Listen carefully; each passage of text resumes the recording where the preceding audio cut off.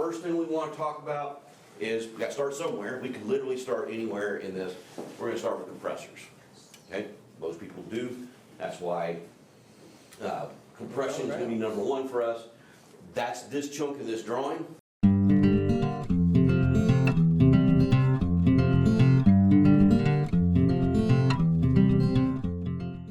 When we talk about compressors on supermarket particularly, right, there's a few different versions.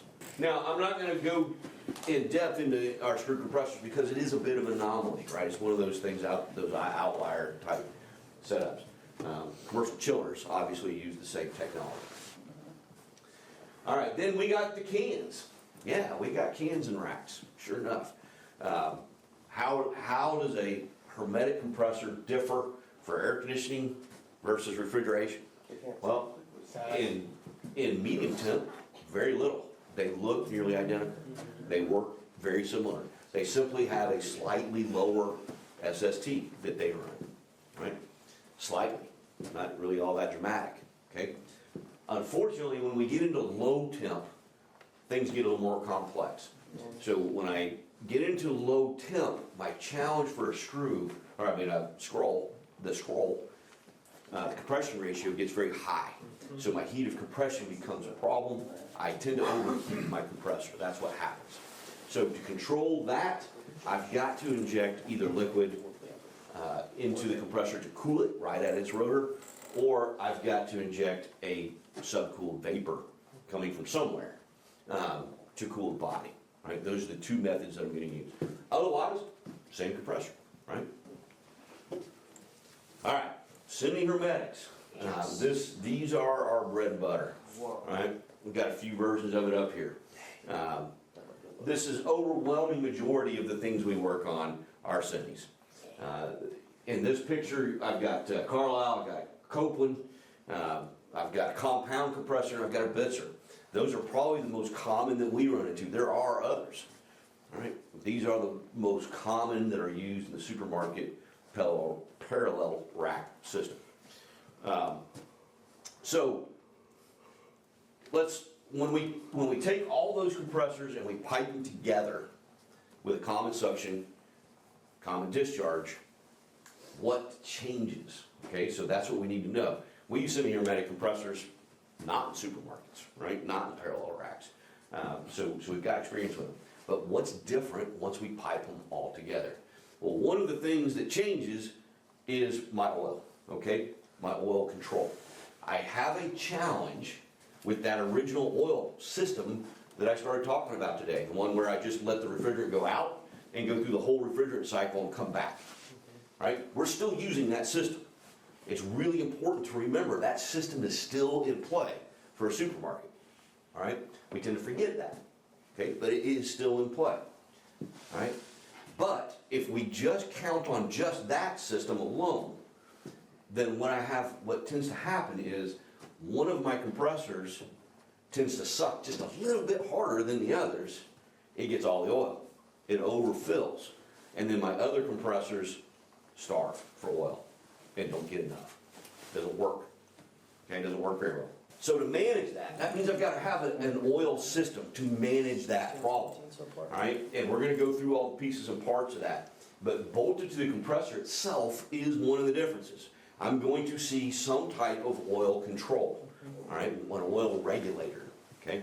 The slang term that technicians like to use for this is a pot, all right? When you hear somebody talking about the pot, they're talking about their oil control. That's what they're discussing. All right, that is a mechanical float device, all right? This is what it looks like on the inside. This is what it looks like on the outside. Actually have one here. I'm going to take this and pass it around. There's a couple things I want you to note when you look at this. Is one, there's a metal ball inside this. All right, that's my drawing. This is actually out of my oil separator, but it's the same setup. Okay, and I am going to pass this one around too. Now, the concept here is when I start filling this up, this ball is air. Okay, when I start filling this up with oil, it's going to float. All right. So we call it the float. Yeah, somebody spent a lot of time thinking that one up. All right, so the float, when it opens, if we look in this back here, you'll see there's a small hole, and you can see there's a pin.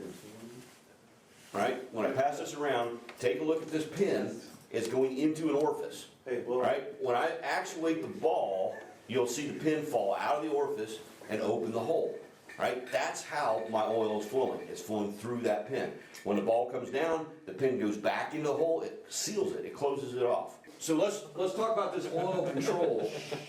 Right, this is not a pot, it is technically an oil control. All right, the mechanical oil control uses a float.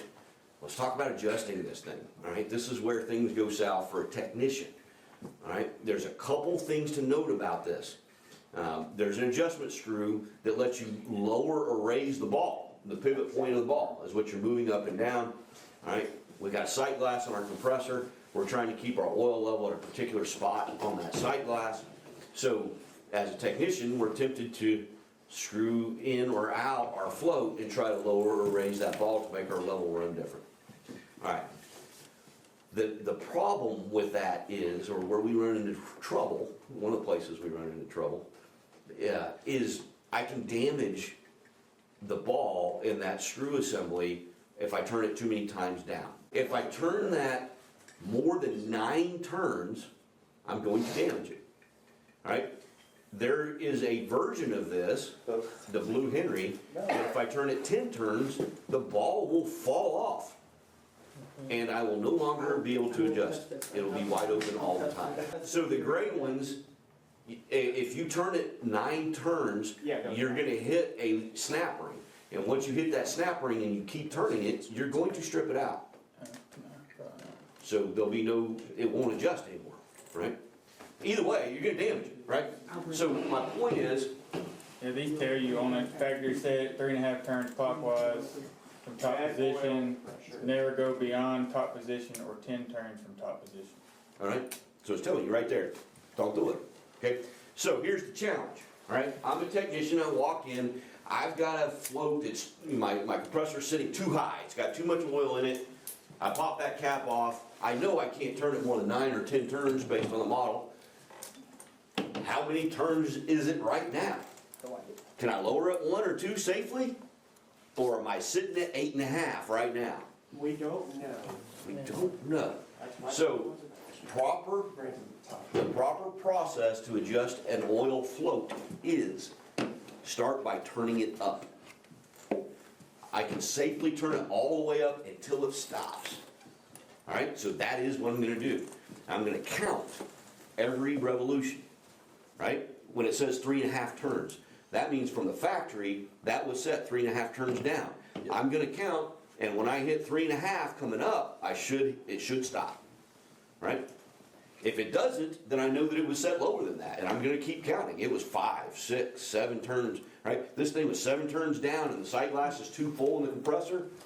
It's probably not my float, right? There's something else going on, okay? But that's how I'll know where it was set and how safely how far I can go safely back down, right? I'm always going to start by counting up until it stops, right? Then go back that many turns and add 1 if you've got it, right? I see what you're trying to say. It's an important point. All right, what he's pointing out is that there is a strainer on the inlet. All of these strainers are supposed to be extra, right? They're safety items that are in there. They're not supposed to be used. They're add-on items, got to charge for those. As long as my oil system is clean and my superheat is under control on my discharge, I'll never have to worry about that, right? And as long as nobody opens the system and does it flow nitrogen when they strike a torch, and they always pull a vacuum, right? As long as all those things happen, my oil is going to stay nice and runny and be oil, right? Never have a leak, nobody has to add gas, you know. Right. Nobody puts 9. So, if any of that is violated at all, my oil starts to break down. When it breaks down, I end up with a paste circulating in my oil, and we call that dirt, right? You throw in some carbon, some broken valve plate pieces, all those things happen, and I end up with some solids in my system that I should not have. They're going to collect in that strainer, okay? Now, that's not gonna cause what I just described. What I described was it was overfilled, right? That's gonna cause it to not fill, all right? That's gonna be me in here constantly, trying to raise my ball, right? Trying to get more oil into the compressor, and it's not flowing. And don't forget, I got a strainer, it may be stopped up, okay? And we'll go through the oil system. But that's, the big takeaway on my mechanical flow is, don't start by lowering it, start by raising it and counting. Go back to where it was and then go more if you want to lower, okay? But always do that count and then know where you are, okay? The second thing is, if I have too much oil in my compressor, don't assume that my float is not adjusted properly. Their adjustments don't change, right? If I walked into a rack that's been running for 10 years and I'm cleaning the dust and the cobwebs off my adjustment knob and I'm getting ready to crack that open and start adjusting it, maybe there's something else going on. Maybe it's not my float. So just have those thoughts, right? Have those thoughts. Anytime I go to adjust a float, I should be asking, what's changed? Anytime you go adjust anything.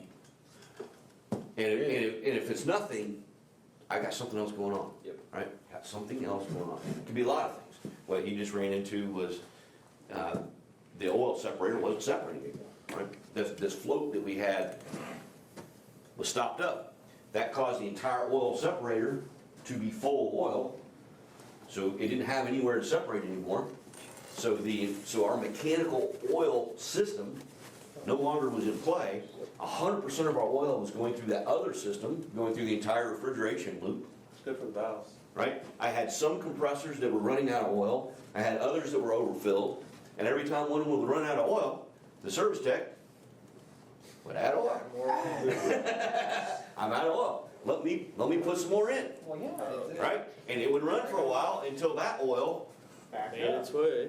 right, went to where the original oil went, right? One of the key takeaways from this, and by the way, he had diagnosed every one of his oil controls, every one of his floats bad. 10. No, that was their 10 bad go-to oil guy. floats 10 bad oil on the floats. same. Had a bad run of them. Yeah. They ran for 15, 16 years, but today they all stopped working. All 10 right? of them are When you bad. start having these thoughts, you better be saying that kind of thing to yourself. my God. All right, so I've just diagnosed 10 of them. So all 10 ran for 15 years, but yesterday they all stopped working. Maybe I'm wrong. Maybe I'm misdiagnosing these, right? You should be that plausibility check. Say it out loud, right? Is this something you tell somebody else? Burns my tongue. Next time you see him. If it's not, Stop. for a minute. Congratulations. Just saying that puts like battery acid. Okay, one of the key takeaways, one of the fundamental pieces about rack refrigeration is it does not burn oil. Nope. It cooks oil. It is not a 57 Chevy. Everything I know is that. If I am adding a gallon of oil, I've got to be telling myself, this is a temporary fix until I find the real problem and take this gallon back out. Right? The only time that's not true is when I know where the oil went. Right? We just changed 8 cases and that one's got oil running all the way to the back hallway where they tip the thing up, right? Yeah, might need some oil after I start this thing up, okay? I had a blowout, lost 1,000 pounds of liquid. Well, probably lost some oil with And that, if you right? walk into a motor room and there's, about 7 or 8 100-pound torpedoes chilling over there, Might be running a little and oil. you got oil problems on the wreck, yeah, probably just ain't got no oil in it. Yeah. Good All right, possibility. but if you walk in and what you find instead is 5 empties, Yeah. 5 empty 1-gallon oil containers, and you're diagnosing it's out of oil, right? You're the 6th guy. How about we find a real problem? All right, so OMBs. This is the same thing as our mechanical oil control. All right, it's got a float, and it's going to try to maintain that oil level wherever we set it, half glass typically, right? Large body Carlisle, 3/8 glass. It's the only one I know of that's different, not half. Anyway, it's going to try to maintain that same level, okay? It's going to do that electronically with a solenoid, right? So basically my oil line coming in to my oil control, instead of the ball opening and physically letting oil run through that little hole, instead of that happening, right, sitting in a solenoid, and I just energize the coil, it opens. Shoots oil into the compressor until that float pops up high enough and shuts off. That's it. Okay? Works fairly well until we have a couple things, right? A couple things take these guys out that don't take these guys out, all right? Low voltage. So when I say that, something has to send that control voltage to that solenoid to tell it to open. That device has a relay in it. Sometimes that relay, those contacts get a little burnt, get a little smoky, and they pass 103 volts instead of 117, and my coil gets less reliable. Sometimes it works, sometimes it doesn't, right? We see that. That's one of the things that causes it to fail. The other is, Lord forbid, somebody broke one of those golden laws I just said about flowing nitrogen or not pulling a vacuum, and my oil turns to shit and stops up this strainer. Well, what do you think it's going to do to that guy, right? Yeah, it's going to cause this little eye to not know where its level is. That's what's going to happen. It's either going to lock out full or it's going to keep filling, right? We have both of those happen, okay? So one of the best practices for these guys, and honestly for these guys too, it's pretty ignored, but best practice is if I change compressor, I change the oil control, right? That's definitely true for that guy. You might get away with this, because this guy's pretty reliable as long as my oil's not dirty, right? That guy, I would change. If I change the compressor, I would change my own B's and own C's. Absolutely would. So the next thing I want to talk about are the safeties. So, when we have a semi-hermetic compressor on a single evaporator, when we're on that setup, we have safeties, right? So the concept of safeties are not new.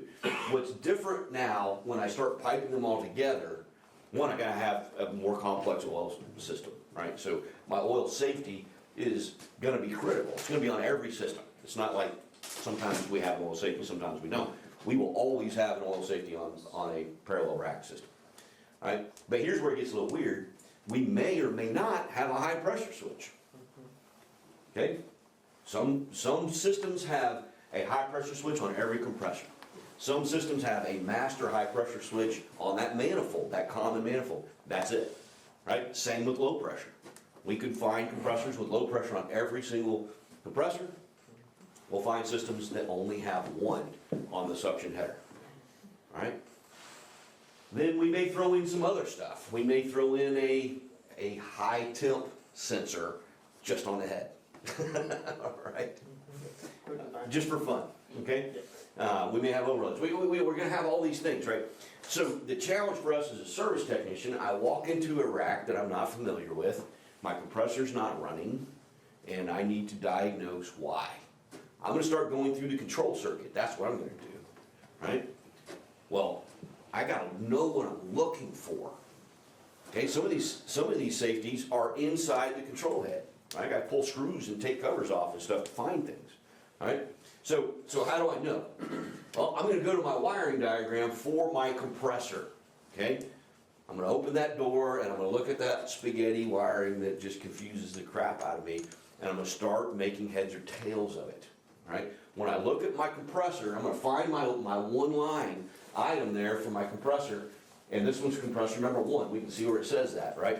And I can start following that all the way through. It's gonna show me every switch that has to close in order to bring power to my contactor. Guess what? It's gonna list every safety that's on this circuit, all right? This particular one has got a high pressure control. Then it's got a demand cooling module, all right? And then after that, I've got an oil safety switch. That's it, okay? That's it. So I've got to go run down those 3 devices, and I got to put my meter from L to M, right? I got to check those 3 safety devices, and I'm looking for the one that's open, right? My wiring diagram fills all that in, right? What are the devices that are in between me and that contactor running? It's either that or I'm going to stand there and start taking stuff apart, right? Tracing wires. That's old school. Good way to learn. No. Terrible way to learn. It's a good way to If figure you out how things can't, work. look, if you cannot figure out how to read a wiring diagram, and by the way, we will have a class on that at some point, right? If you can't do that, then I urge you, become very good at putting on and taking off zip ties and cleaning up your mess. Because you're gonna have to pull wires. That's what you're gonna have to do, right? Sometimes you have to. And you're gonna take my beautiful panel and you're gonna make it look like crap while you're doing that, because you have to cut all that apart to do it. So get good at putting it back.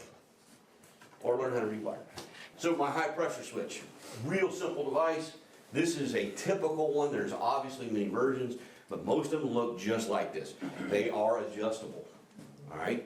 There is an adjustment on the top. There's a needle that moves up and down. Couple questions for you.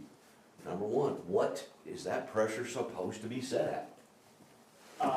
350 PSI. Could be. But you must refer to the rack legend. Refer to the rec legend. All right. So, I like how you said that. Unfortunately, that information is not on my rack legend. Ha! Isn't it like anything like 150 above the cutout, or like? Your discharge zip, I mean, you're talking about your. 150 All right. discharge. So we're pulling for information here, right? We're all thinking there's gotta be something to reference. There has to be something. It's not printed anywhere, all right? But know this, my high pressure switch is going to shut off my compressors, if it works properly, before my pop-off valve opens. All right, my pop-off valve is my ultimate safety device on a rack. So I cannot blow up things, right? So things will not explode. It's going to vent refrigerant to the atmosphere, right? And the EPA is not gonna be happy. I mean, this sounds like we're building something on purpose to break the law. We are, because breaking the law is better than killing people, and that's what happens if we don't have a pop-off. All right, so that means catastrophic, right? Pop-off, catastrophic. We never want a pop-off ever, ever, ever, ever to open. So that means my high pressure switch must open before that, So like, right? 50 PSI. Okay, so the reason why I'm not giving you a number, there's a reason, right? Some systems are designed for 500 pounds. Some systems are designed for 400 pounds, right? Some are designed for 450. Okay, my pop-off, go ahead, What's CO2? Like 1,000? A lot. 1740, There you 1,740 PSI. On the transfer. go. Don't leave it Right, out. he asked if you guys didn't hear, CO2, Yeah. right? High.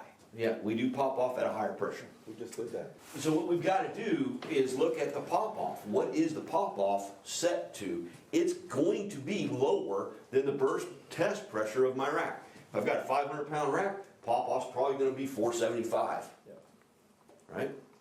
Maybe 450.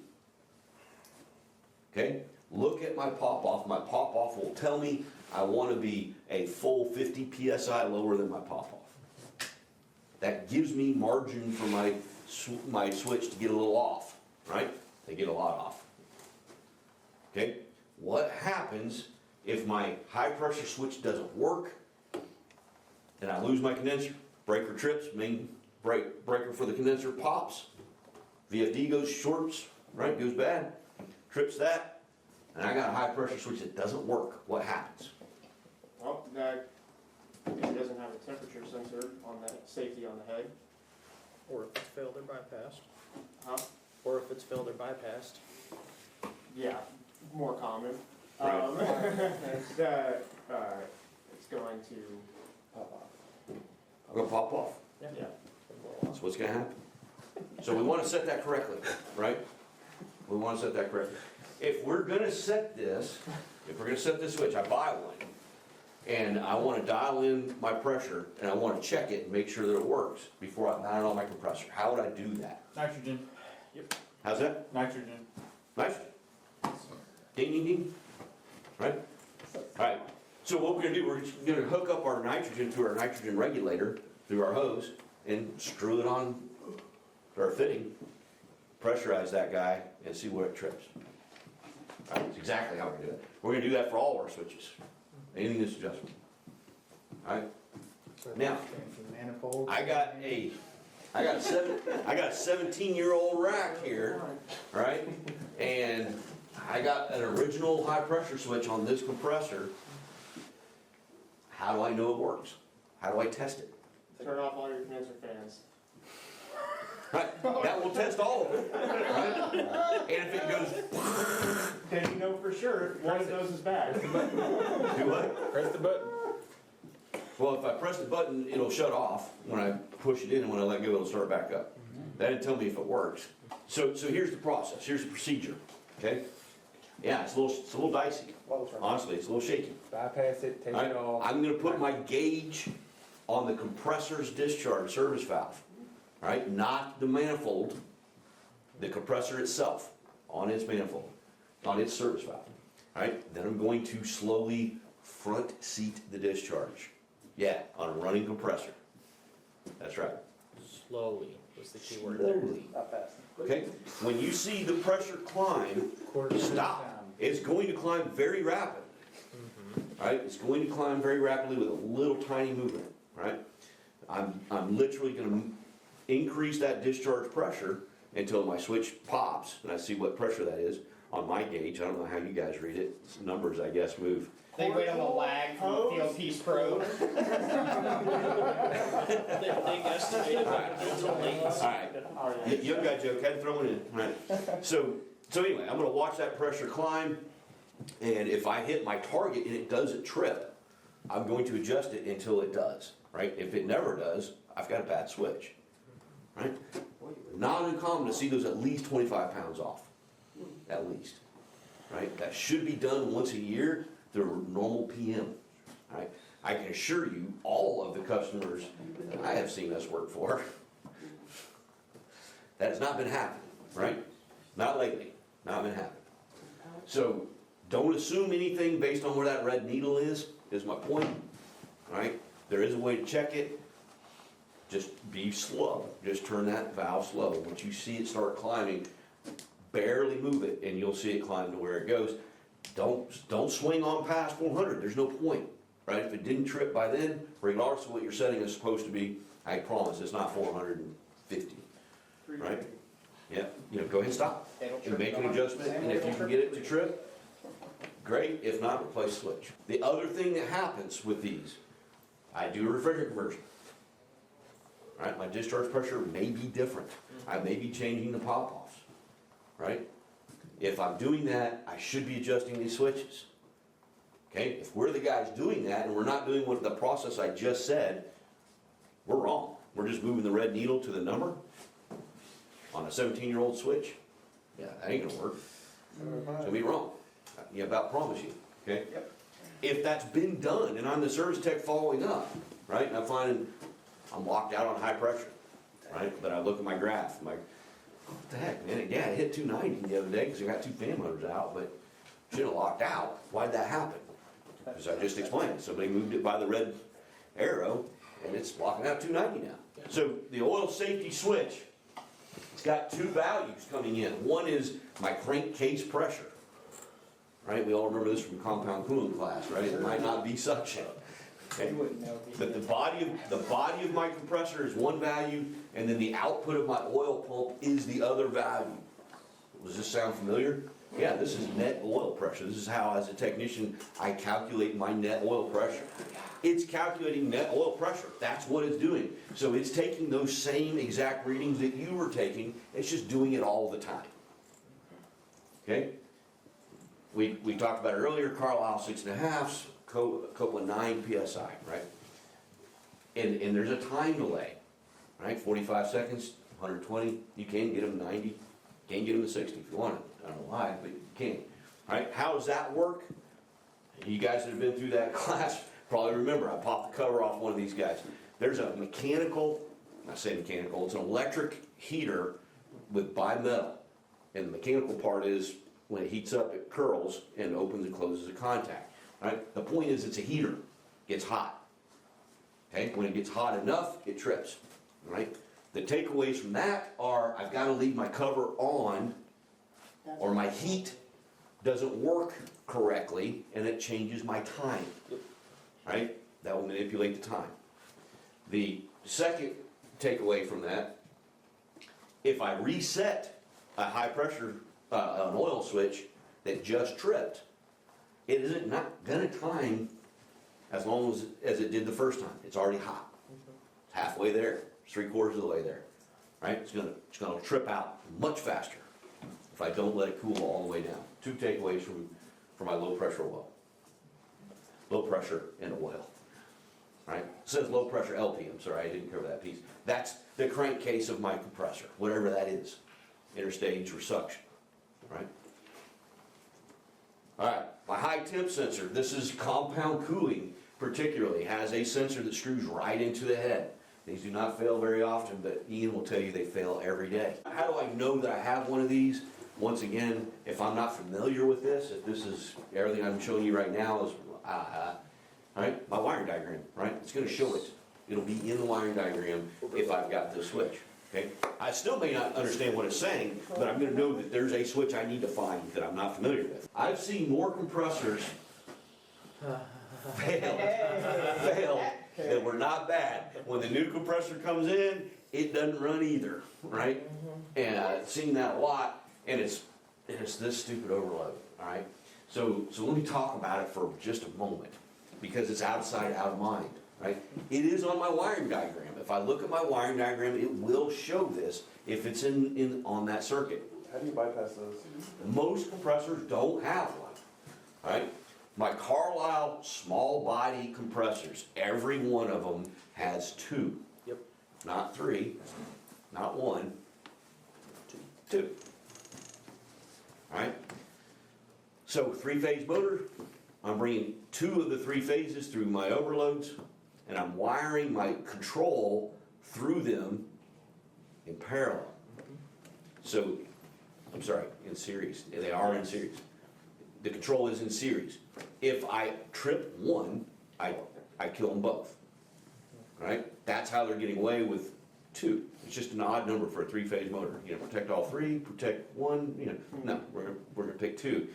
If I fail either one of them, I'm gonna single phase, right? My control will open before that happens, right? But if I trip that means one leg going to my compressor is hot. When I'm down there working on that, I gotta remember that, right? It's weird. Just one of those. 208 control voltage. Kill your 208 is and the 480 when I pull that control head on my compressor, right? The pecker head's the slang term, right? I'm gonna call it the control head, because that sounds stupid, but whatever. Right? The control head on my compressor, all of these semis, every semi we got has got 480 three-phase power to run the compressor and 208 single-phase power control. Every one. There's nothing in there that I want to stick my fingers into and get electrocuted by. Right? So that means when I go to work on this, I do have to isolate both my 480 and my control power. All right, just remember that. The overloads are in that control box. So once again, I can get my meter out and I can jump around and I can check stuff all over the place, out of sight, out of mind. Right? That's in that control box with that cover on it. I will miss that and not test whether it's what's got my control circuit out if I don't know it's there and go looking for it. Right? Like I said, number one thing that has caused tech to replace a compressor was not bad, have been these. Right? Is that why they have been retrofitting them to the newer? Right. And that's not available anymore. Yeah. You can't buy that overload anymore. So that is a good point. If we're swapping out compressors on a remodel, we're changing size of compressor, pull those overloads before that thing goes off to Never Never Land, right? Save those, they're useful, Small truck. right? There is a workaround, right? If they're failed, you know, we had that the other day, we converted one to electronics, right? That's my next slide. So that module, that middle top module, is what replaces that overload.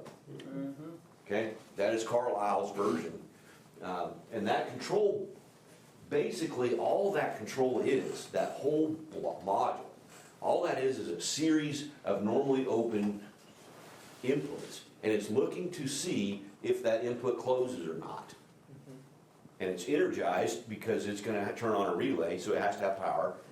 And it opens a control, a relay for our control circuit, right? That's all it's doing, is reading somebody else's safeties. Yeah. Right? Those safeties may be a CT, it's checking for amperage. If it asks the compressor to run, it wants to see amps, proof, right? It's just measuring amperage and closing a relay, right? That's one device. Another might be a temperature sensor itself, built into the body of the compressor. It's actually measuring that as an analog input and assessing that value and turning it on or off if it gets too high or too low, right? Another would be discharge temp sensor. Could be remote, could have an external sensor on the discharge line that lands on this switch, right? That's this guy on the left. The guy on the right looks very similar. That's from Bitzer. Guess what? They're made by the exact same manufacturer in the exact same plant. They are interchangeable, although you will have a Carlisle that says Bitzer on it or a Bitzer that says Carlisle. The Centronic,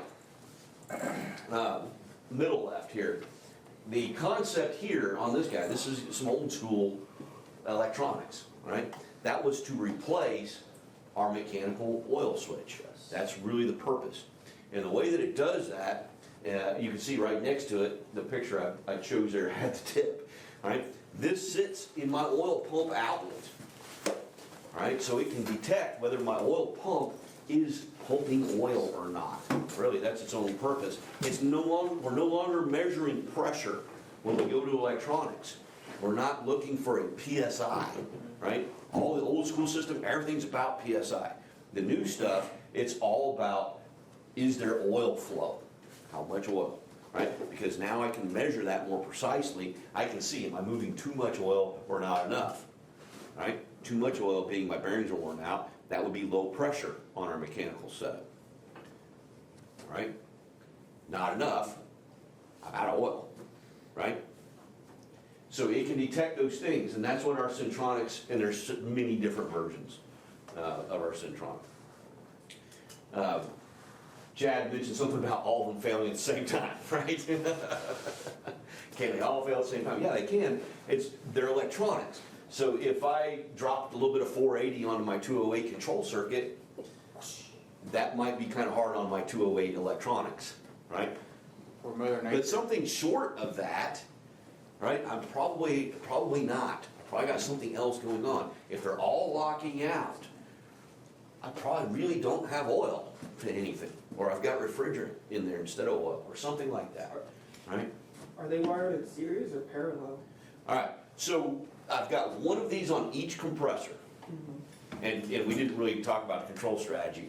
But basically the control strategy is each compressor has its own safeties, independent of all the others, right? So this is gonna be, they're all gonna be wired on this one compressor, they're all in series. Every one must be closed, every single one. If I open any one, my contactor doesn't pull in, right? And you just, got me thinking about who I'm talking to. Our control power on racks is,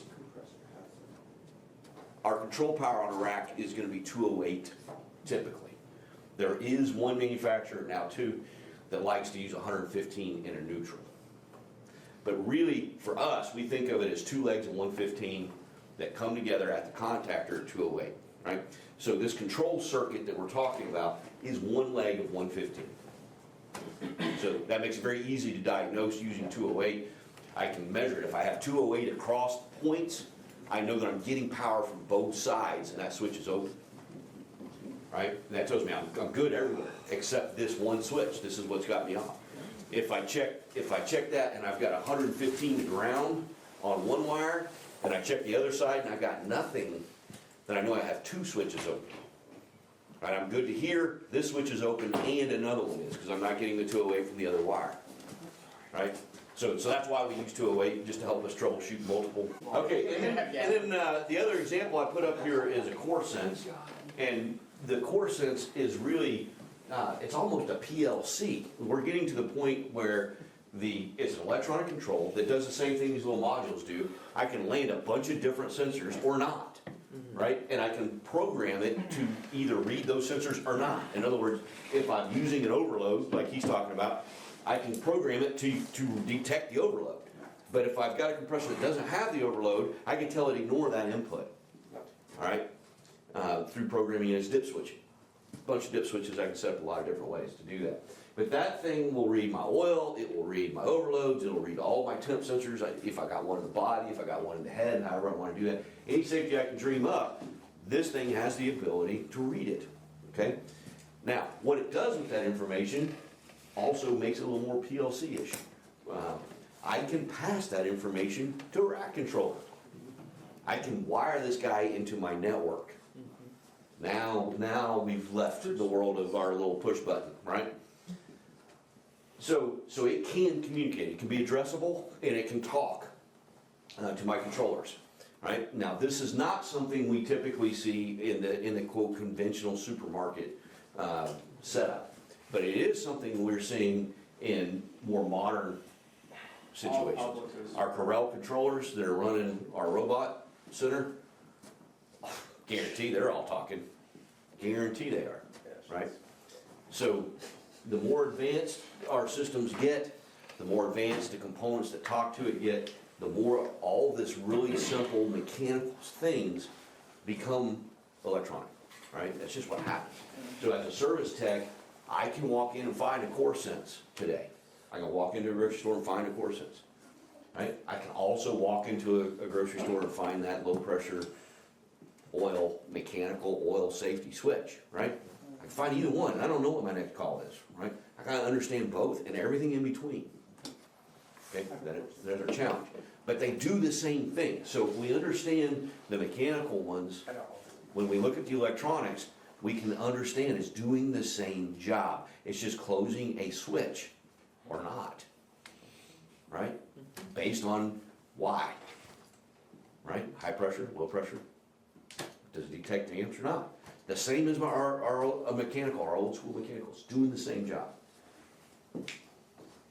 All right, temperature control. So I told you we'd talk about that for a minute. My little graph here is out of a Bitzer program that I use when I'm calculating, when I'm looking at a compressor and trying to figure out, does it need a cooling fan? Does it need liquid injection? Does it need vapor injection? How do I know that? Okay, well, it's a graph and a chart. All you gotta do is plug in your SST that you want to run for that compressor. You plug in your ambient, and you draw a dot, you put a dot where those two numbers meet. If those two numbers meet in that little shaded triangle, I gotta use some type of head cooling. Right? And that's telling me that's fan. Okay, that first lighter color is a fan. The second one is I gotta inject liquid. A fan is not gonna do it. Okay? And if you notice, and I know it's in Celsius, and I apologize for that, no, that one's actually in Fahrenheit. How about that? Celsius is ambient, but Fahrenheit on the SST. That's kind of funny. Anyway, if you notice, I get into that as my SST falls. Right? I'm minus 40 on the left-hand side, minus 20 is where I hit that cooling fan. Do we have racks that run minus 20 SST? Yes. Yeah, we do. Damn it. So we're right on the edge of needing that fan, but we are there. All right? So what does that mean? If I'm in that band and I need a fan, and my fan goes out, right? Am I okay to run that compressor? Absolutely not. Run down, Unless get you you're one of cool them with cooking stand-up the oil. fans. What's gonna happen? You're gonna cook the oil, burn the wine. I'm going to cook some oil, right? That's what's gonna happen, And burn the wine. all right? Not the If I turn that compressor on, will it run? Yes. Am I gonna lock out on a safety? Nope. It'll run Is somewhere. there anything gonna stop me from running that compressor without that fan? No, there's not. It will run, right? What's gonna happen? I'm slowly going to break down my oil. As my oil passes through that one compressor, we're gonna damage it. So I got a little machine off in the corner just damaging oil as it comes by. It's Right? It's gonna take it a while. It's gonna take it a long while. Take it months, right, to turn on my oil black and cause all my shit to start stopping up, right? But it's doing it, little bits at a time, okay? Right, my discharge run a little high, because my discharge superheats too high. Head fan's my number one, If I need cooling, that's why. If I walk into a rack and I see 3 compressors with head fans and 1 without, does that mean somebody took that off? No. No, each one of them's gonna have their own chart, okay, that I just showed you. Sometimes, like that Bitzer at -20, I barely needed a head fan, right? If I change my heater compression just a little bit by going to a different model number, I may be just to the right of that. Might not need a head fan, might be a little deeper into it, okay?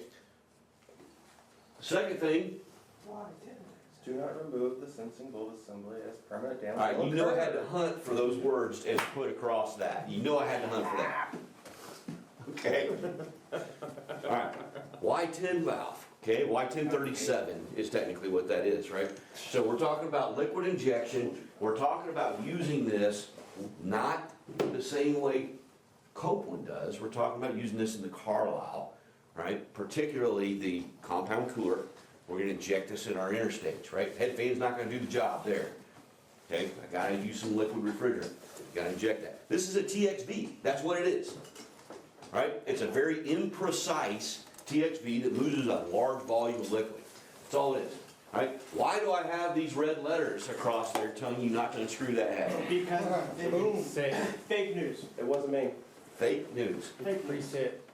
So here's the thing, I can buy this in a lot of different temperatures. Alright, all the Walmarts originally were 180-degree valves. These days, they've decided that was overdoing it, we're losing some efficiency. 190 is what the new legends are gonna call for, 190. I can buy these in 225s, not for Carlisles, right? 225 sounds about right for discharge on some Copelands though. 275. Yeah, You said 275? 225, 225, Oh, yeah. right?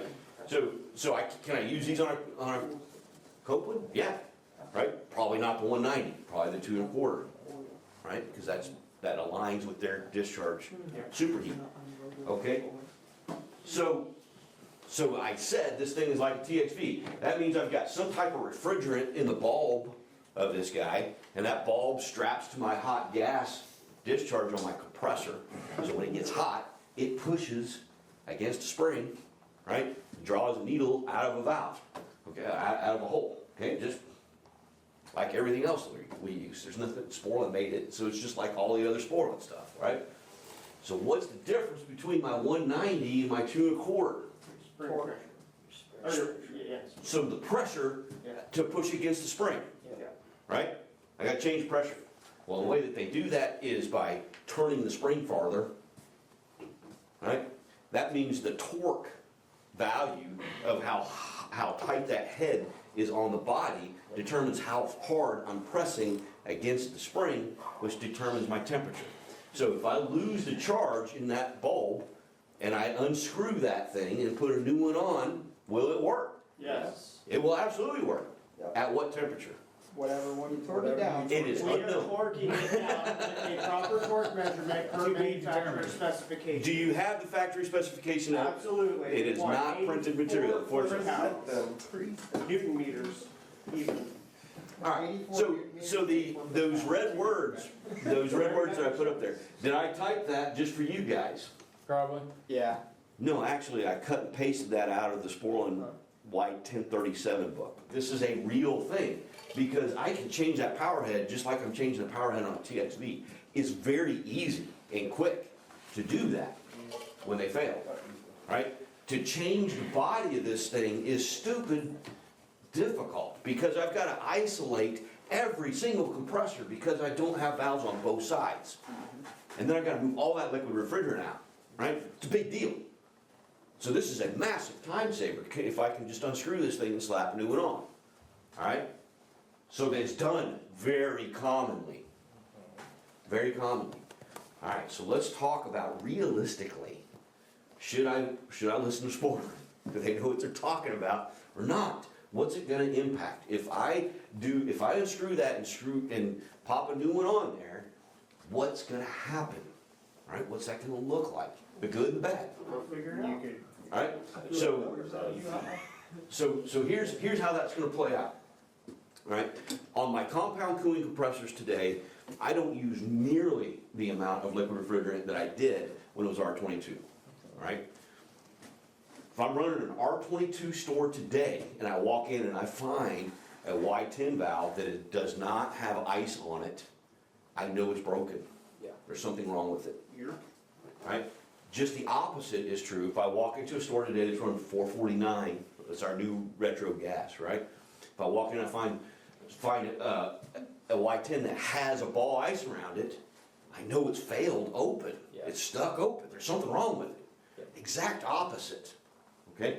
I don't need nearly the liquid injection today that I used to. What do we, well, you could find that the Y1037 operates correctly, right? But you have a discharge issue on the compressor, failed Sure. valve plate, something Right. like Yeah, that. yeah, absolutely, Yeah. right? I know something's wrong, right? I don't Yeah, know that my exactly. Y10 is Yeah. stuck, you're absolutely right. Yeah. I could have a high side valve plate problem. Yeah. That could be it, right? Or anything that would cause my Which- extra superheated discharge gas, right? So I'm trying to de-superheat it, because that's what this is. Okay, I'm trying to de-superheat it. All right, so what that means is, on my older school stuff, my R22 systems, if you unscrew that head and change its temperature, and I just told you how critical it is, yeah, that could be bad. It's gonna be really bad, all right? Don't do that. If I do that, I'm going to have a compressor that's definitely running too hot, or one that's flooding, one or the other, right? That's gonna be a problem. Today, since it's not as critical, it's not as important, at some stores, I don't even monitor that temperature anymore, right? On my R22 stuff, I've got a hard lockout that shuts off my compressor for 4 hours, and it cannot be overridden if it hits 250, right? On newer stores, I'm not even putting the sensor on the pipe, let alone doing anything with it, all right? What does that tell you? That tells you it's not as critical. It's not as important as it used to be. I would say on a newer store, I'd be inclined to change that power head for time and convenience, right? Now, when I'm done, my concern is I could be flooding. It's possible I've changed that temperature to 160, 150, right? And the thing's dumping when it shouldn't be. That's the only real danger to doing that on a modern system. Check that. Make sure that you're good. You know, make sure it's not opening too soon. Right. Yes, sir. Couple things. Theoretically speaking then, we could actually get that data by ourselves by taking a torque wrench to a 190 valve and seeing Sure. when it breaks open Uh-huh. and making sure we put the new one to Yeah. the same specs. Also, would you define how new a store would have to be for you to be able to? When I say, right. When I say newer, what I'm talking about is 449. It could be a 1984 store, I don't care, Yeah. right? I'm talking about it's running a gas that doesn't have the same heat of compression that 22 did, that required these Y10s to be 1.5 tons, right? Today, they could probably be quarter-ton valves on 449, 448, right? Those two refrigerants particularly handle compound compression very, very well, and they produce very little heat in that second stage, all right? So they just don't need that much liquid injection. That's what I mean, okay? All right, so if I've got a store that's running 448, 449, I probably am gonna change it that way, right? Unless the customer specs that he wants me to change the whole valve, and he's willing to pay me to do that, then I will. But if I'm running a service call, and this is crapped out, and the customer doesn't want to write checks for things he didn't have to, I'm probably gonna change that head, and then double check it and make sure it doesn't open too soon. As long as it doesn't open too soon, we're good. Too late is gonna be 220, 230, and the compressor's not even getting that way. You're not gonna achieve that anyway, right? Unless it's summer and it's really hot, and it'll run just fine there, okay? So I probably will. But on my old R22 stuff, there's no way I am, right? I'm changing that valve for sure. Okay, just know that. And best practices, look, Swanson says, always change valve, right? So, you know, once again, just know what is proper, right? So if you do deviate from that, you know how much you're deviating, why, and what could happen. Yep. All right, so this is liquid injection, right? Not the same thing as my Y10. My Y10, they actually are identical. They're both TXVs dumping liquid straight into my compressor, right? The difference is, for Carlisle, we're injecting that into the winding of my compressor, into the electrical motor of my compressor, right? We're doing that because our suction's not cold on compound cooling, it has heat of compression from my low side, Okay. My Copeland, I have no compound cooling, right? Single stage compression, just like everybody else, all right? So when it gets hot, my suction, my cold superheat suction, is still cooling my electrical winding, right? I don't have to worry about my motor burning up, right? My problem is my heat of compression on the piston itself is too high. The heat is too high at compression. So I don't have to cool the winding, but I do need to cool the head, all right? So when we talk about liquid injection, we're talking about Copeland using liquid to right into the head of the compressor to cool the winding, or cool the head, piston, right? On a scroll, we're gonna use liquid injection, right? We're gonna inject that liquid right into the scroll. Right? It's gonna cool it down very nicely, it's gonna boil right off, Yep. right? Okay, so when we're talking about liquid injection, when we say those words, liquid injection, all right, or we say Y1037, Or demand cooling. demand cooling, they're the same thing, we're just doing them in a different place, right? But they're the same thing. Are they interchangeable? Actually, they are, right? In a pinch, a Y1037 valve will absolutely cool a 3D.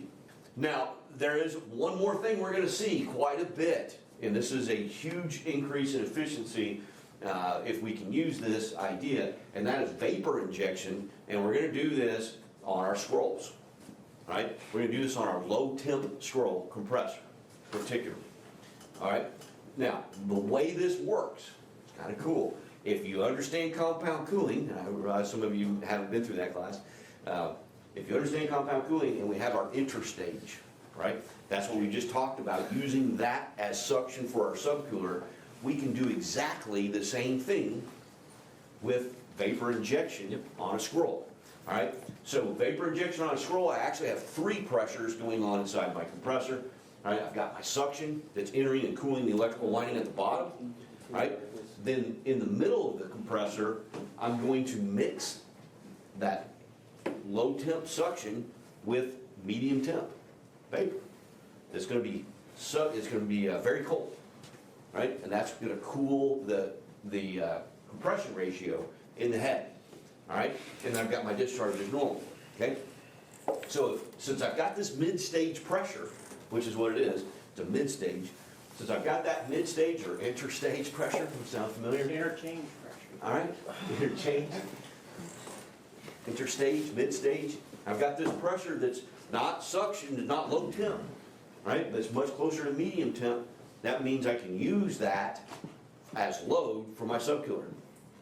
So I can do all that subcooling at air conditioning pressure and air conditioning efficiency instead of minus 13 degrees or minus 22, right? So that makes that subcooler now way more efficient. Remember, 1 BTU is 1 BTU, right? So I'm doing that 1 BTU at air conditioning suction instead of all the way down at my frozen food. Works very, very well, and that suction from my subcooler is cold. That's going to refrigerate my compressor. That's going to remove that heat of compression, all right? A substantial portion of it, and keep my compressor from cooking away. All right, so that's how I'm gonna cool it. Now, I can't run this system with that compressor running by itself. It has to be on a rack with a subcooler. Or where's the cold coming from? Another rack. Right. Okay, but then I'm mixing the refrigerants. That's a problem. Okay, so unlike a mechanical subcooler or something like that, this guy, the suction and that refrigerant coming through the mid-stage vapor blend together and get ejected together through the discharge. So I can't pull it off another rack, Yeah. right? Like I could a mechanical subcooler, right? So that is something that's unique to a rack system using scroll compressors, right? We can gain a crap load of efficiency by using vapor injection for cooling. So the next thing let's talk about, well, that's compression. That's our compressors. The pipe that feeds into our compressors. On our regular refrigeration cycle, that was just a pipe, right? We've got some things going on here with our parallel rack system This is what it looks like. You know, that behind the top of those compressors, that's what we got. One of the things that we're gonna put in that suction pipe is a filter, right? We can do that in air conditioning. We got a suction line dryer we can drop in there. All right, this is very similar to that, but it's really a filter. And I wanna talk about it. It's a little bit controversial about when we use this and when we don't. So I wanna talk about proper process and what you're gonna find in the field, okay? The first thing is, when we're running low temp, you know, we've talked about this several times. The lower the pressure, the more energy that requires, and the less efficient our horsepower is to get there. So it's really bad, right? It's really expensive to run low pressure. We don't want to run any lower than we have to, all right? A suction filter in the line, if it's stopped up, is a restriction. I've got to run even lower, right? My compressor has to run even lower. So that means I'm paying for this filter every minute that a compressor runs, right? 24/7, I'm paying a power bill to have this filter, right? That's one way to look at it, right? The other way to look at it is every second that I have this filter in here, I'm cleaning up my system and keeping a nice refrigerant flowing to my compressors, right? Clean refrigerant, protecting them from debris, okay? Those are the two sides, right? Which side's right? Which side do I go with? Do I go with no filter and save the power?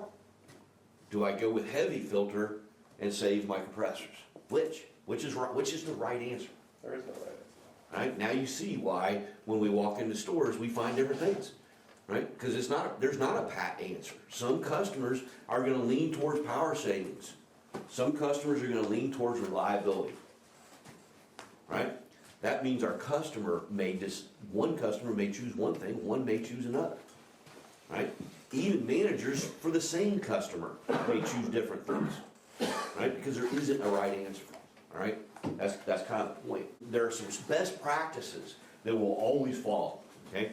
One is, if we're gonna cut open the system and change cases, right? Kalos does that, right? We should be putting in a filter. We should be running a filter before we begin that work. We should be installing a filter. So that if we get some loose copper shavings floating around in there, they're going to our filter, right? Okay? The second best practice is, when that project is over, we're gonna take it out. Though, that should always happen. All right? Immediately or after some runtime?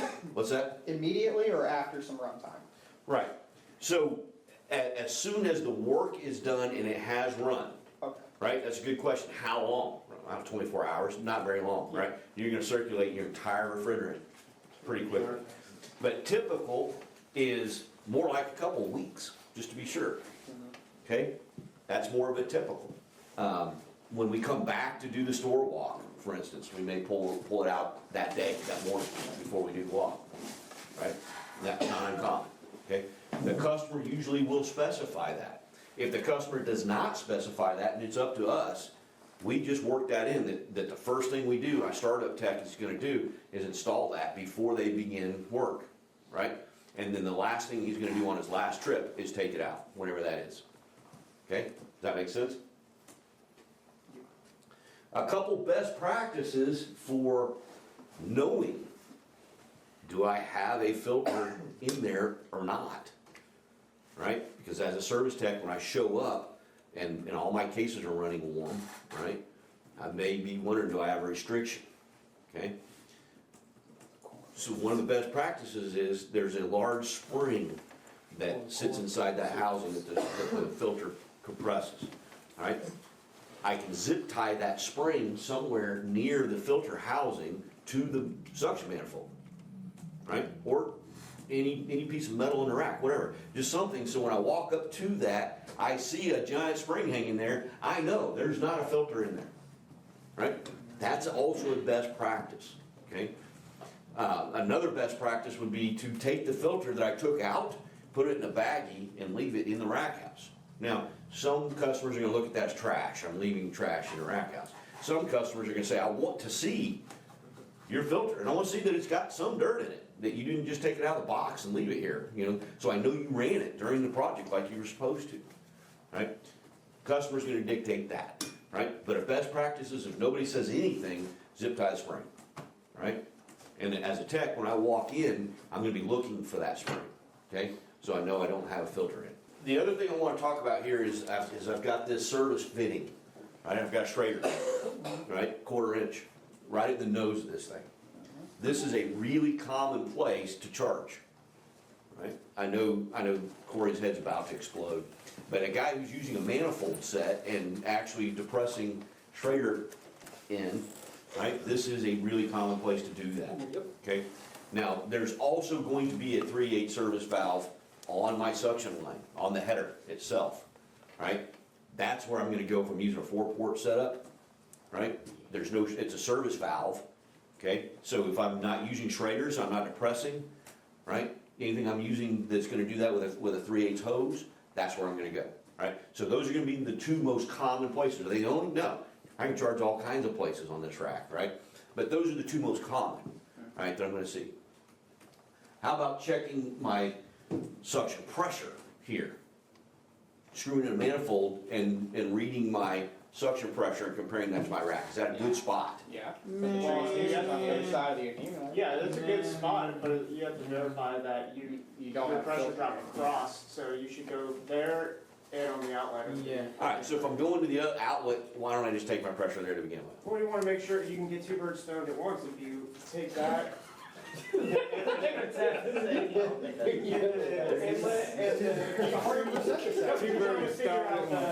The difference, or you can get your pressure difference across that, which will, Tell you if you have a filter in Yeah. there or not. yeah, Right. if you have If it's dirty. problems, it's like Yeah. super Yeah, easy. and if it's dirty. Right, okay, so where this is located, it is after the suction header, all of my cases dump out in, and it's the first thing that I have before my compressors, and I've got a few more components in between. So I've got this filter that could be a restriction, and the next thing we're gonna talk about is our accumulator. Possibly it could be a restriction as well, right? So if I take my pressure here, I'm not really getting the pressure at my evaporator because it's on the header, and I'm not really getting the pressure at my compressor either. I'm getting something in between, okay? So just know that. It's not necessarily inaccurate, but if I do have a problem with any of those systems, it is gonna vary by a couple pounds, right? So if I'm validating the transducer on my rack, what the computer thinks is happening, that is a horrible place, right? If I'm trying to see, is my rack doing it to this point, right? That's what I use that for. Do I have good suction here, right? I'm trying to find where my suction goes up, because I got a problem, right? And we'll work through the system. And I could have a restriction here, because of my filter, dirty filter, right? Here's my accumulator. So I get this question. This is there's two questions that come up with accumulator repeatedly, over and over. Is there a screen in this thing that can stop up? That's the first question I get, right? I've got a suction drop. My compressor, at my compressor, it's 11 pounds, right? But at my case, it's 20, right? Could it be my accumulator that's my problem? Well, that's not the same question as is there a screen in there that can stop up? The answer is yes, there is a screen in there that can stop up. The other question, is it my restriction? No, it's not my restriction. What? All right, let's back up for a minute. That's why I got the drawing there. There's this whole drawing of this thing. What is going on here? Well, you can see my pipe comes in, my suction comes in on one side. It makes this giant U and goes all the way up to the top, right? Then it opens, and then my pickup is next to it, right? That means in order for that to be a restriction, I've got to fill the entire accumulator all the way up to that pipe. Probably not gonna happen, right? All right, so what's the screen that we're talking about? Down at the very bottom, where that little black arrow is pointing, Which one? the little one, There's two. the little black arrow, Little one. I guess it's coming in from the left here. Where the Right. bolt is. In the bottom of that U-bend, there's a little tiny hole drilled right there, all right? What that is about is, let's say my rack is flooding. Let's say, not that this would ever happen, but let's say a walk-in door for a freezer got left open. And my evaporator started sucking in all that warm, moist air from the hallway and started turning that to ice. And I covered the back of that walk-in coil with ice. And now my TXV is throttled all the way down, but it can't close enough because I've got no heat exchange. So any refrigerant it's feeding is leaving that evaporator unboiled. Coming back, okay? That's what my accumulator is all about. That's its job. All right? So that liquid refrigerant is gonna spill in, it's gonna go through that U-bin and bubble out of the top and fall into that cavity, and I'm gonna have liquid laying in the bottom of this accumulator, right? And my compressors are sucking off the top, so they're getting all the vapor, and all that liquid laying in there is slowly boiling off, right? And I got this little tiny weep hole there that's gonna slowly pull that liquid into that suction line, but it's gonna be metered at a very slow rate. So my compressors can eat that, right? Can vaporize it before it hits the compression cycle, right? So that's why I got a little hole there, to slow that down. So it happens very slowly, all right? I've got a little screen in front of that hole. That's the screen. When you hear guys talking about a screen in an accumulator, that is the screen that's covering that little hole, all right? It's not covering the whole thing. So if that screen stops up, I'm not gonna cause a restriction. I'm just not gonna pull that liquid through that little hole very fast. My accumulator's gonna ice up, and it's gonna hold liquid more. It's gonna be less effective at bleeding that liquid refrigerant out. But it's still gonna bleed it out, it's just gonna bleed it out through boiling. As long as my rack room is not at the same temperature as my SST, right? On my minus 20-degree rack, it's probably not gonna be minus 20 degrees in the rack house. If it is, we probably don't care, because we're all dead. Yeah, if it's negative 20 and Yes, sir. quarter, I'm out. Are accumulators any more or less effective if the actual accumulator is insulated? Oh, good. That was question number 2. Do I have a picture of the insulator? No. All right, that was question number 2. Should my accumulator be insulated? No. I don't. I would think No. no, It's a low because you would want the absorption heat exchange from the ambient air on the steel. Yes. All right? Absolutely. So I've got one guy voting no because I need the heat exchange from my ambient air. All right? So I got to vote for no. Do I have any votes for yes? The only, Need it, but definitely not hurt. Why, Chad? It looks nice. Does look better. There is no question, Yeah. right? So does a good paint job. All right? But you've seen them insulated, so there's a reason. What's the reason? Why? Right? One side is don't insulate it, exchange heat, it's gonna boil that refrigerant better. they're gonna say Right. rust. The other side is saying what? Rust. There is another side. Yeah. Model information. Okay, let's think about this. Rack legend. Let's think about this. Why do we insulate our suction line? To maintain, To reduce proper, condensation. Why? Efficiency. Oh, yeah. Efficiency. yeah, temperature. All right, so superheat is required for my compressors, to Yep. protect my compressors. If that's on insulator, Right. you increase your superheat. But superheat is a loss of efficiency, right? Uh-huh.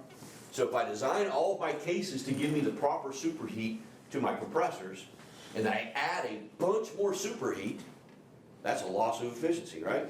Well, how about if I take my suction line that I had spent a lot of money to insulate through the entire store, and I bring it out here to this big metal can, and all of a sudden, I don't insulate it anymore. In a hot rack room. And I put it in a hot rack room sitting 95 degrees, Yeah. 110 in July, and on the roof, Yeah. right? Am I adding superheat? Oh yeah, oh yeah, that's the whole point. I want to add superheat to boil off all my liquid, right? Yeah. So I leave it uninsulated to add as much superheat as I can, and I pay for that every minute by shoveling coal into the power company, right? Also Not on not money. having any. Oh, that's a huge loss of efficiency, massive loss of efficiency. So why do I see them uninsulated? Because you're trying to control that flood back without having to go to that freaking cold walk. All right, so which do I want? Do I want to protect my compressors from refrigerant flood back, or do I want energy efficiency? I can't have both. I gotta choose one or the other. Take it and shoot. All right, and what we're gonna find are we have some customers that prefer energy. Why? Because their technicians are contracted instead of time. So they and material. think they believe their model is that they're gonna control their superheat better. And this is a safety device that they're not really gonna depend on, right? Right? They need it a little bit, but they don't need a lot, okay? Then you have another customer who's gonna say, we got no hope. That's the real. That door is gonna stay open all the time. We're not gonna wash our cases. We're gonna let them fill up with water, right? That's gonna happen. We're gonna flood back. Yeah. Don't insulate them, right? We're gonna have customers who are gonna change, and guess what? We're gonna have the same customer who at times decides power is more important until they start changing compressors, and then they decide it wasn't. So we're gonna walk into that customer's, and it's gonna depend on the year that it was built. Right? That's gonna happen. So that's the two sides of that argument. Which one's right? If I'm not paying the power bill and I'm in charge of maintenance, uninsulating that is right. If I'm the guy writing the checks for the power bill and I don't care about maintenance, insulating it is right.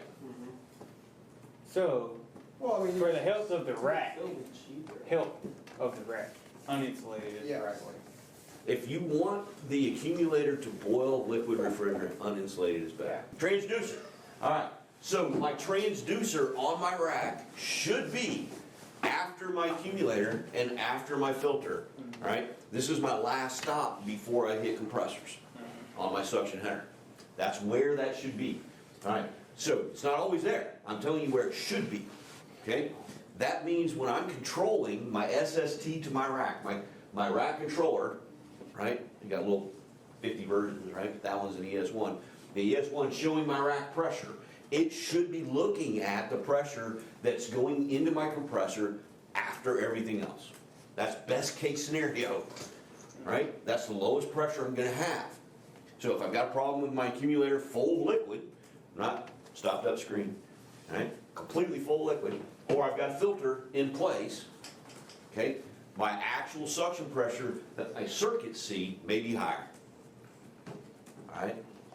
Your experience may vary. Okay, there's my little asterisk. Okay, so that means if my legend says I should be running a minus 13 degree rack, and I'm running minus 13 here, and my evaporator in my case says it's supposed to be a minus 13, there you go, can't have both, Got an offset. right? I'm gonna be minus 11, minus 10 at my case. Yep. Okay? And I got all those pipe fittings in between, I got all this stuff, right? Everything in between, I'm gonna have some pressure drop there. So I wanna minimize that, okay? Because if my case has to be minus 13, it's gotta be minus 13. That means I may have to run this thing at minus 15, 17, right? Potentially, Mine's Okay. 30. right? That means I'm paying for that every power bill, right? Paying for that every minute that runs, okay? So we wanna squeeze that efficiency, right? That's why we're probably gonna run without the filter, okay? Unless we're doing work. That's why. All right, so that's where my transducer is. Now, when I'm checking my transducer, because that's on the other side of the accumulator and the filter than that last service fitting, my transducer should be on a tree with a Schrader coil or a service valve, right? But it's a tree, it's T, okay? The reason for that is that's where I put my gauge when I'm validating that suction tree, that value, right? I've got to go to the transducer itself. Right? Because it could definitely be different somewhere else, and it's not a bad transducer. It's a problem in my system that I got to solve. So my rack low pressure switch, let's talk about this. Now, I may have a low pressure switch on a compressor, may not, right? But I will have a rack master switch, right? This is a rack level safety, not a compressor. So we were talking about, is this wired in series? That's what I'm Earlier. thinking. Right? So here's how this guy's wired, right? A little different, okay? This guy is not technically in my circuit for my compressor, but it will shut down every compressor. And the way that it's gonna do that is the part that we very commonly misunderstand, all right? The way that that works, my circle is my low pressure switch. It's not on my compressor line, right? The line that it is on, time delays, the coils for my time delays. All right, that means if I open my low pressure switch, I de-energize my time delays. Then if I look at my compressor itself, we can see that first point is a normally open TD1 on compressor one. Yeah. Time delay, right? Shuts it. That means if I de-energize my time delay, I open my normally open switch and my compressor shuts off. That's how I turn off every compressor. They don't go through my time delays. All right, my low pressure switch controls my coil of my time delay, not the individual compressor. Okay? Why? Staging. Yeah. When you're pumping down a rack. Yeah, you, All right, that means my time delay is not in the circuit for my compressor for its normal operation. yeah, I can't run. All right, that means my time delay is not slowing down my compressor turning on and off in normal operation. That's not what it's doing. That's what it does outside of a rack, right? Prevents short cycling. Makes it stay on or leaves it off for a set period of time. So when we walk into a rack, we see a whole string of time delays, each one for one compressor. We think it does the same thing. It doesn't do that at all, All right. Once the time delay is satisfied from a rack startup, it doesn't do anything. It stays closed, and my compressor turns on and off based on the rack controller asking it to run or not. Right? If the controller short cycles that compressor, it'll short cycle. If I walk up to my manual switch and override the controller and force it on and off, I can do that as fast as I want. And that compressor will bang, bang, bang, bang. No short cycle. Timer is not in play. All right? The timer is in play in case I trip a rack safety. All right? In this case, low pressure. If my rack runs out of refrigerant, what's going to shut off the rack? Low pressure switch. My low pressure switch on the suction, right? That's going to shut off all my compressors through its time delay. Now, another rack safety, phase monitor, right? My phase monitor trips, takes away the number 3 power. I lose power to that whole side. I open all my time delays. My phase monitor closes again. I re-energize. My time delays are now timing, right? First time we've had this conversation, right? My time delays are timing because my phase monitor restored power, okay? Or in this case, my low pressure switch. I trip on low pressure, I shut off all of my compressors. Let's say I didn't run out of gas. Let's just say I had too many compressors running, all right? Hit my low pressure switch. Then in that scenario, my pressure's gonna build very rapidly when I shut off all of my compressors, right? My low pressure switch will close, and instead of bringing on all of my compressors instantly, I'm going to delay them coming back on by time delays. All right. Both scenarios, I need time delays to bring my compressors on slower than my rack controller would. Right? Normally, what stops my short cycling is my rack controller. It has a time delay built into bringing on every compressor. So why do I need mechanical timers? Because the rack controller will actually bring them on too fast in both of these scenarios. All right? So in these two scenarios, one, I hit the low pressure because I had too many compressors running for the load that I had. That's why I hit the low pressure switch the first time. Right? That means my computer is not controlling my load properly. No upsides. Right? There's something going wrong that's causing my compressor, my computer to run more compressors than it thinks it's running. Too much horsepower. I'm bringing on way too much horsepower. Right? My computer doesn't know why. It's going to keep doing that over and over and over. Okay? So if I brought all of my compressors back on, it would just shut them back off. They're just going to yank back down into a vacuum. Right? So I'm going to use my time delay to slow that process down, which means every time delay from the first compressor to the last should be a longer time than the one preceding it. Right? Rule of thumb, 1.5 to 3 minutes per timer more than the last. Okay? The first one's at 1.5 minutes, second one's at 3, next one's 4.5, next one's 6, next one's 7.5, right? Does this make sense? Yeah. This is an aggressive setting. Okay? I could set those to 3, 6, 9, 12. Okay? Right? The farther north I move, the more I'm gonna be inclined to do that. And that's because of the second reason I need my time delay, right? If, let's say, the power goes out, happens, right? My phase monitor shuts off my rack, well, I haven't got 480 anyway, so it doesn't even matter, right? Then the lights come back on, my time delays are gonna hold my compressors off. My suction pressure is gonna be sky high, because my rack's been off, right? Let's say my rack's been off an hour, right? In the south, in the middle of the summer, it's not really that big a deal. I mean, we're throwing away groceries, that's a big deal. But as far as my rack restarting, my rack tends to just crank up, right? I got load, run, thank you, right?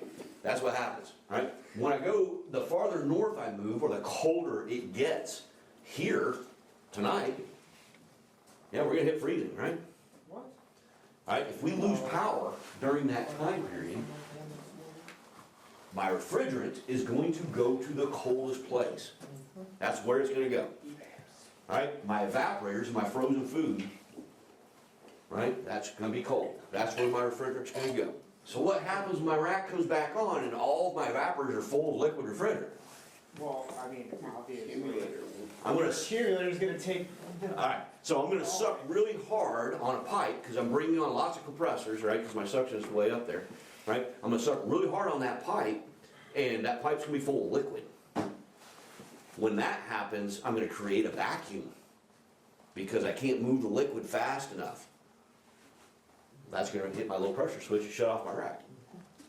So, if I didn't stage my compressors on slowly, and they all came on because my suction pressure is 70 pounds, and then it sucked against liquid, it's gonna go to 0 and shut off my low pressure switch.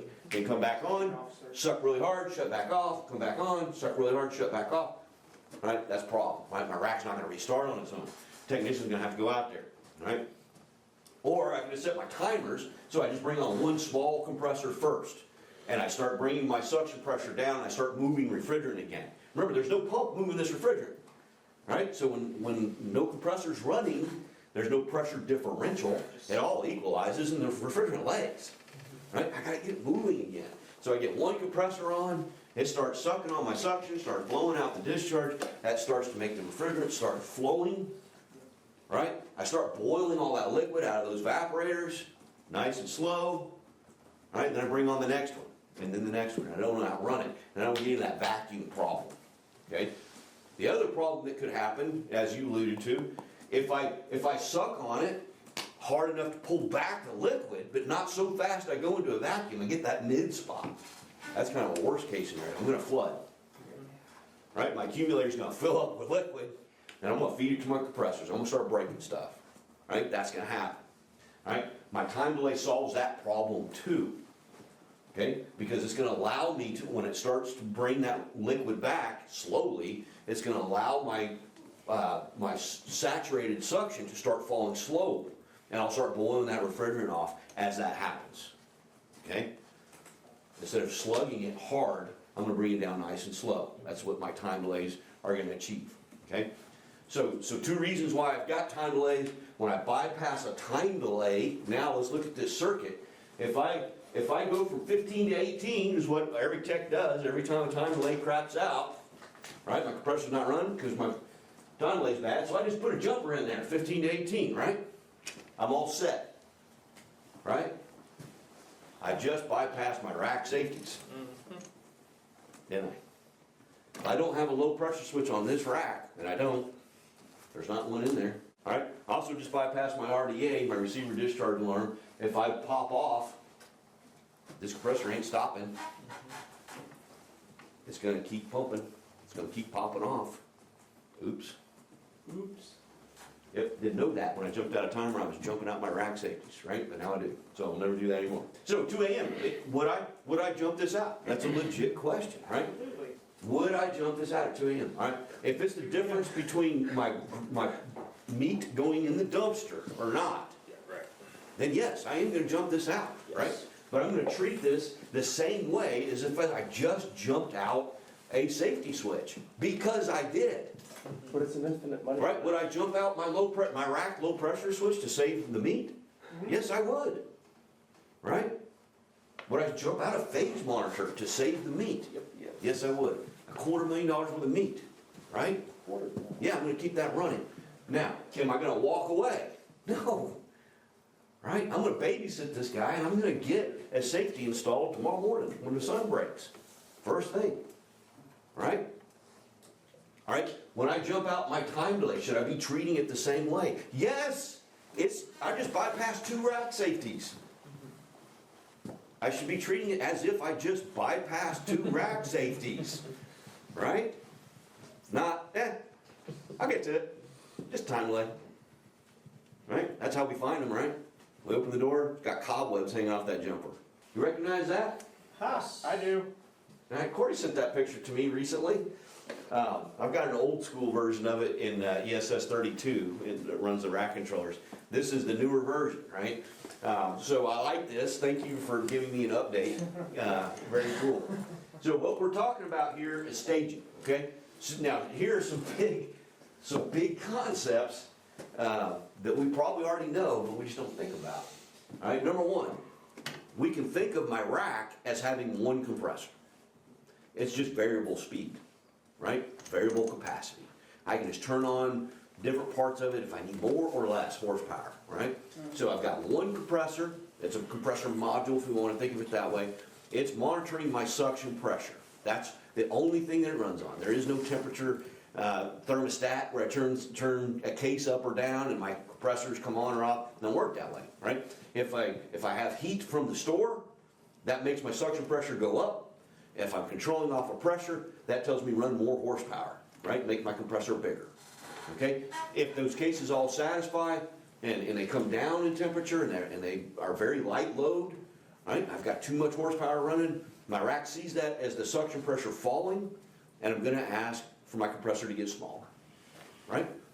That's the game, right? So I'm gonna expand and contract the size of my compressor to match the load coming from my store.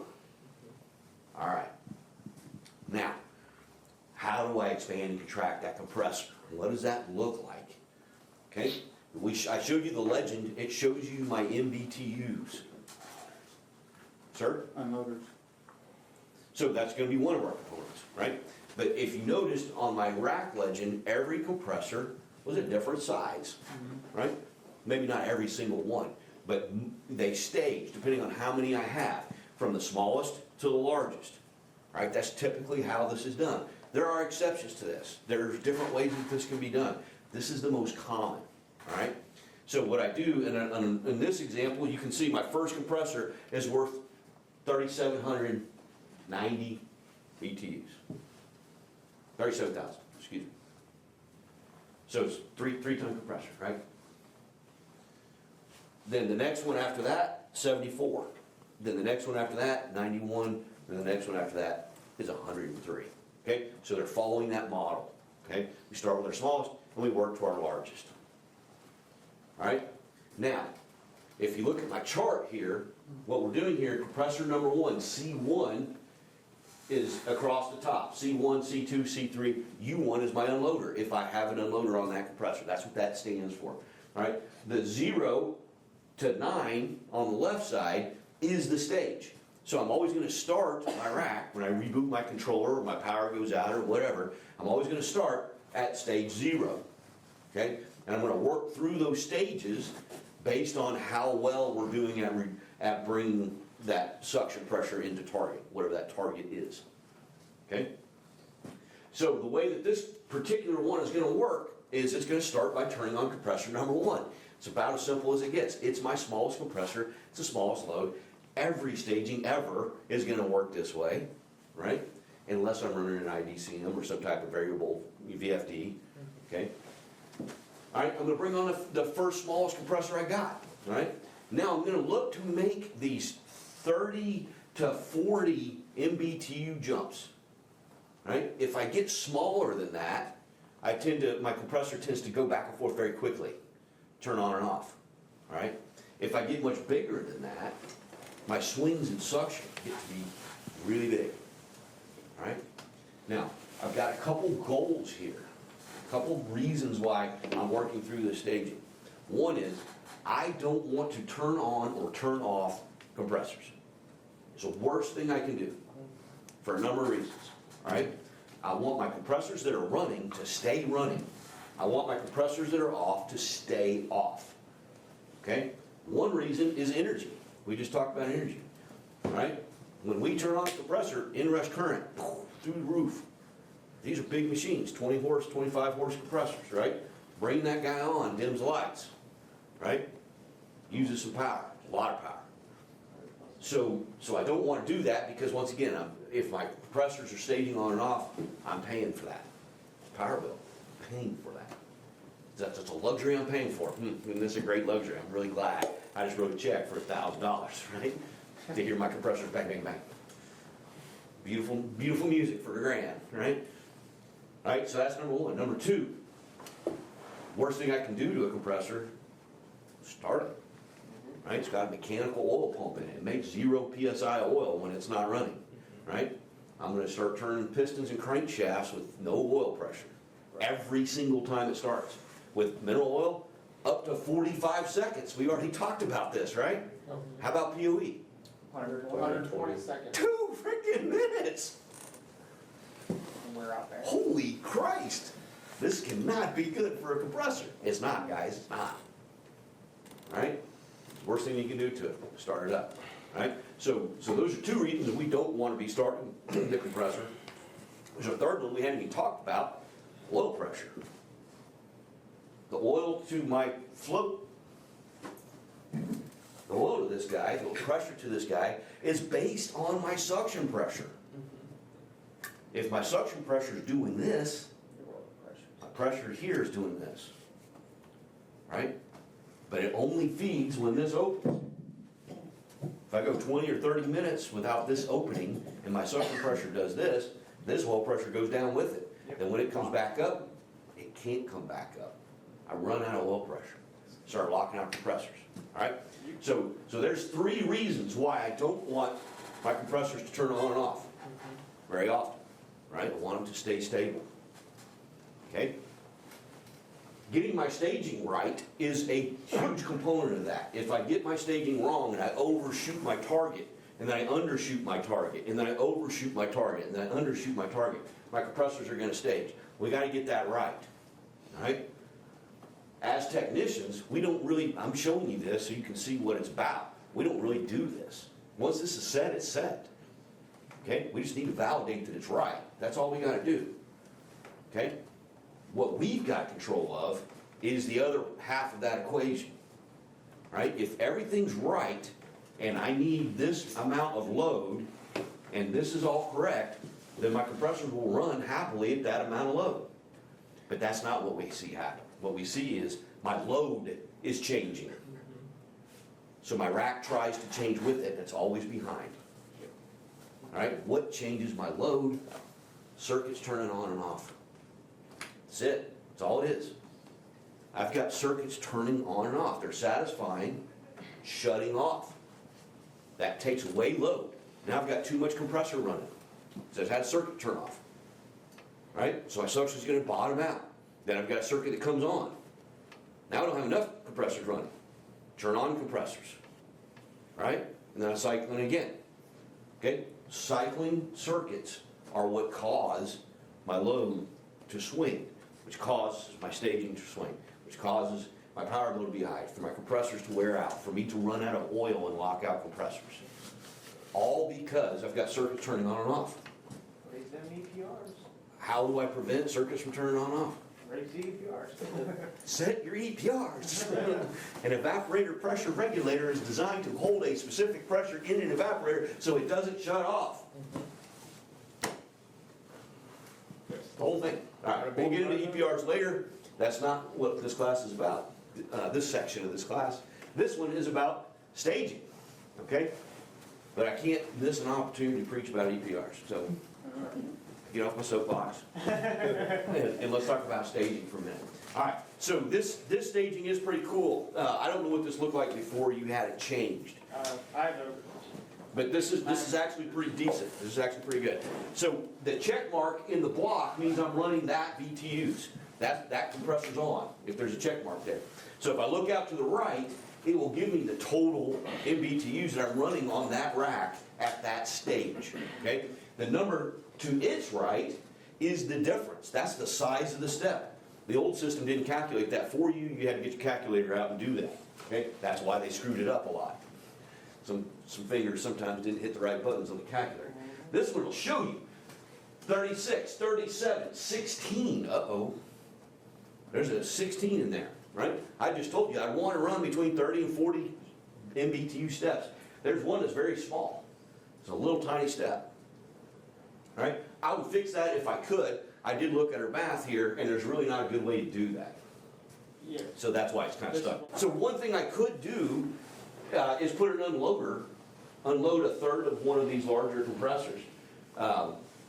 You know, number 3 there has got no unloaders on it, it's a 90, right? If I unloaded a third of that 6-cylinder, You can unload a low temp? not a compound cooling compressor, you That's what can't. those are. No, and that's why she's stuck, right? But if this would have been a medium temp rack or a single stage compressor, that's exactly the answer I would be looking for. I'd be looking for that 90 and taking a third of that, that gives me a third step. That means I got a 60 and a 90 that I can use, right? If I put 2 unloaders on, I got 30, 60, and 90. I can stage through anything with one compressor without turning it on and off, just unloading it. So this is an example of, 1957 Chevy is what that store was when it was built, right? Super reliable. You know, this store was really reliable, but driving down the road, you can see raw gasoline running out of the tailpipe, right? It's getting 6 miles to the gallon, okay? But if you blow spark plug number 4 out, you'll hear it, and it'll smoke, but you'll get home, right? That's what this store used to be, right? Now, we've gone in, changed all these cases out, put in high efficiency cases. We're driving a Prius, right? This thing's using a fraction. What is it, 200 and something MBTU is what it's on the legend, and we're using 83. Well, that's,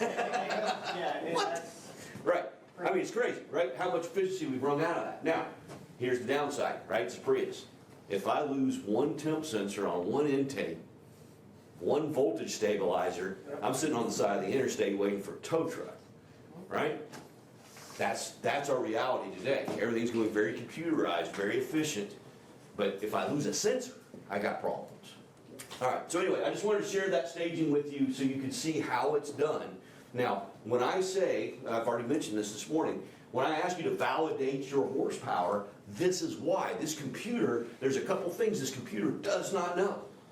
It does not know if that first compressor is actually 119 and not 37. It doesn't know that. It's going to turn that compressor on thinking it's 37. If it's not really 37, that's why my staging's wrong. The computer will never know the difference. All right? Now this is particular for one EMS brand. This is Novar. There is no enhanced suction group. There is no learning that happens on this system at all. That's what eats us. It is this or nothing, right? So when I ask you to validate that horsepower, I mean this system will always turn on compressor number 1 expecting to get 3790 every time. And if that's not what it's going to get, it's going to be wrong every single time. All right, here's a common scenario where this is a major problem. Let's say compressor number 3, just at random, shorts to ground. All right, someone valves off that compressor and turns off the switch. Now let's say this is in Corey's scenario. I got 200 MBTU on this rack, I only need 84. I just lost 91. Rack doesn't even know. Doesn't give a shit. So I leave it. I don't want to spend the $13,000 to replace compressor number 3. What's happened to my staging?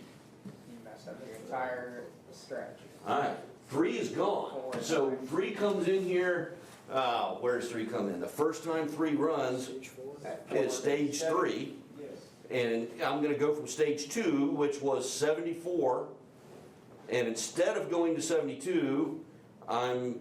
No, stage. No, stage 4. Stage Stage 4 is stage compressor is 3 compressor kicks three. on. You're right, my bad. All right, so it was running with 3 and 4, or 3 and 1. Yes. Right, so that's 129 is what that's giving me, And you're right? going down to 30. And prior to that, I had 112. Right, but I'm going to just compressor number one, I'm going to 37. So I'm at 112, my computer says I need more horsepower. And it brings on the next stage and I go to 37 from 112. Yeah. And I was already falling behind.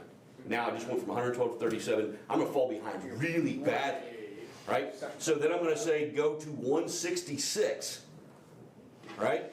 Then I'm not gonna get it because that's stage 5 and it uses compressor 3. Well, look, all the way down the entire chain, compressor 3 is in there.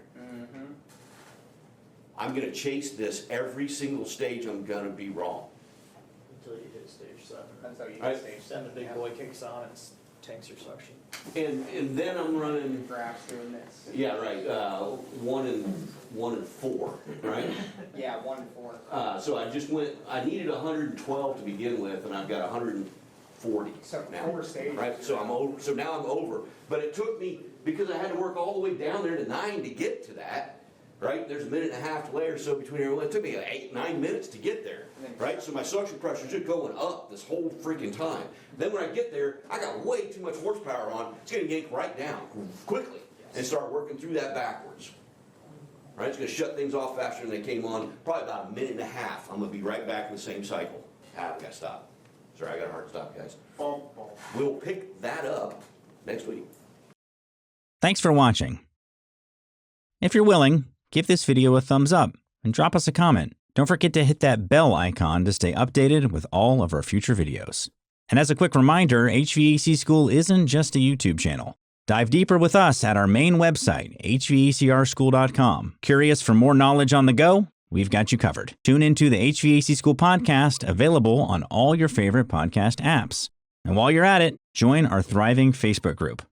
Also, don't miss out on our free mobile applications available for both iPhone and Android. We're all about community. For techs, by techs.